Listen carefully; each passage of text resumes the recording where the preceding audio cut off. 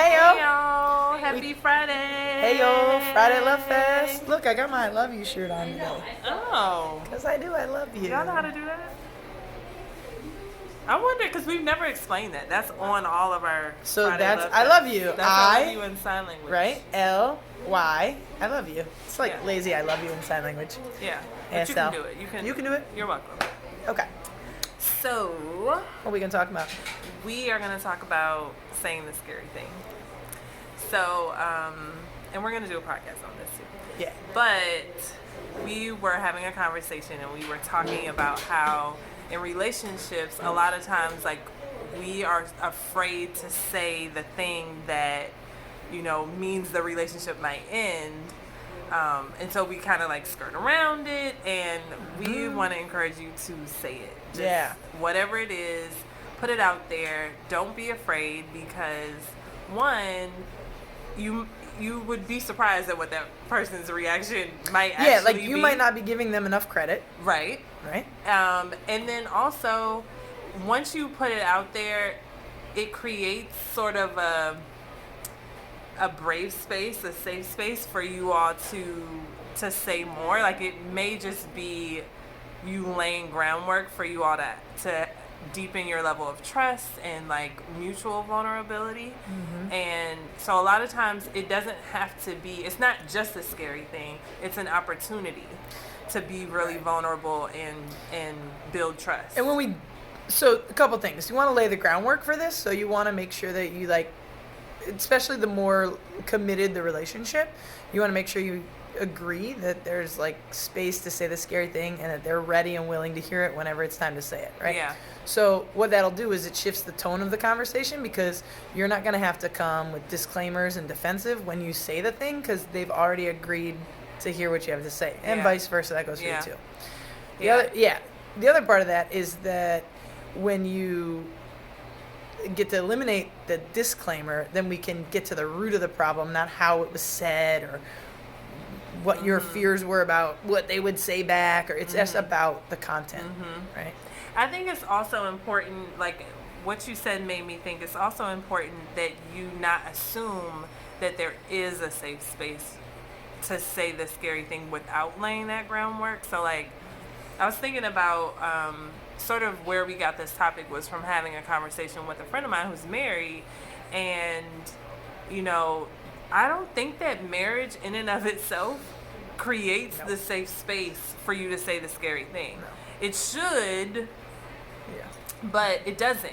And so it's something that, has to be done deliberately and intentionally. Like, you have to intentionally say, I need to say X, and I realize, or what's scary about it for me is that this may be the end of our marriage, or the end of our friendship, or you may react such and such way, but I needed to say it. So there you go.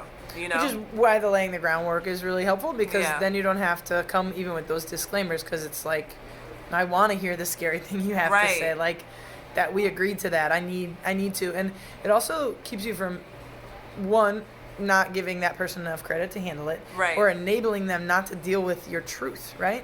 Yeah. And a relationship can't last a long time if you're going to walk on eggshells or hold your breath around this person or couch everything you have to say. Sometimes you just have to be able to say what it is and know that, or hear what they have to say as Right. it is, and know that it doesn't have to cost you the relationship, and if Right. it does, that's okay too. Like, That's that. okay too. I think the biggest part of saying the scary thing, I think, is detachment from whatever the fear is. Because once you face the fear, it usually isn't as bad. But if it is bad, or if it is what you were afraid of, that does not mean it won't be okay. Like, whatever the issue is, whatever the consequence is that you think is going to happen, we maybe need to practice more detachment around, like being attached to the relationship, just continuing, even if it means not that you- not healthily. right, like you Yeah. can't say this thing that's an issue for you. Yeah. Like, I could also see it bringing up conversations around like, okay, but when I get mad, don't think that I'm leaving. right? Right. Oh, okay, well, because that's a trigger for me. When people get mad, I assume that they're done with me, right? Right, Or right. if I cry, you don't have to fix it. Yeah. Or whatever, right? Like, it's going to Yeah. bring up more truths about how we respond and react when we know that there's a safe space to say whatever it is. And the scary thing might not be words. It might be just falling apart crying. It Yeah. might be, look, I don't know why, but I'm depressed and you can't fix it. Or those kinds of things. Yeah, I think that also made me think that when we are, finding the courage to say the scary thing, we're also acknowledging that I'm not going to pick my battles. I'm not going to hold back. I'm not going to sacrifice myself or whatever the thing is. I'm going to say this thing that's scary. I'm going to find the courage. I'm going to be vulnerable with you and share it, because that will lead to a better outcome than me sacrificing myself. Or like I've heard a lot of people say, you have to pick your battles, or like, well, I don't like conflict. I don't like confrontation. So I'm not going to say this because this is what I anticipate will happen. And that's not always the case. Like, it's not always going to happen the way that you think, but it's also not good to, hold it in because to avoid what you think might happen. You're never gonna avoid talking about it. Right. You just aren't. You're gonna avoid talking about it today.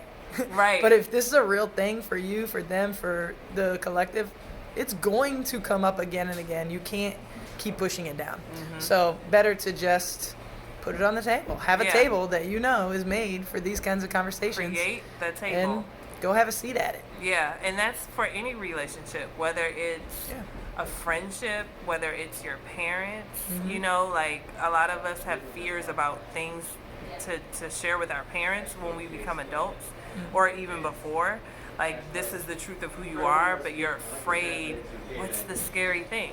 Like, are you afraid that they won't love you anymore because of who you are, or because of something that you've done? Like, we have to look at I think we have to look at all our relationships and find ways to create the table for ourselves, like for our benefit, because otherwise you are carrying that around. Right. It's heavy. And you're in these relationships with people where you can't build up the level of trust because there's not the courage to be vulnerable. And you haven't even given them the opportunity to show to support you, right? And that's one of my big issues personally, is like, I'm like, nah, I don't need to share that, or I can't tell these people that. Yeah. And I've had people get mad at me, like, let me support you. Like, show me help your you. stuff. I'm Yeah. ready. I'm okay. I'm not running away. Like, Yeah. tell me your truth and let me love you through it. And Yeah. that was a stretch for me. And part of the thing that's helped is finding a relationship where I felt safe saying the scary thing. Yeah. And I think it says everything about you and your relationship with yourself, of course, right? When you don't feel like you can do that, or when you are holding back from doing that, it's because of how we feel about ourselves and what we think Somebody will else is going to agree with us. Right, that someone will agree with us. So we're like, I'm not going to say that thing because, like, that would make it too real. Yeah, That will... one of my favorite things to invite people to be crazy. Like, no, come here. Just, no. Scream, cry, Yeah. say something crazy. Like, let's just, like, right now you get 5 solid minutes to say all the craziest things you can say, because you got to sort through some of that stuff sometimes. And when you're always feeling bad about who you are because of what you might be thinking, you're never going to get it out. And how do we heal? Yeah. So we want y'all to heal. Oh, Hey, shout out to Janelle Monáe. We got Casa Ruby up here. Right. And all of the women on the All wall. the wonderful women. Look out for a podcast about this topic because we love this topic. And just shout out to the We Teach Love podcast anyway. Hey, yo. Listen to that. Yep. And, like, share, subscribe. We love y'all. Have an awesome Friday. Have an awesome weekend. Friday. We love teach you. love, and we love you.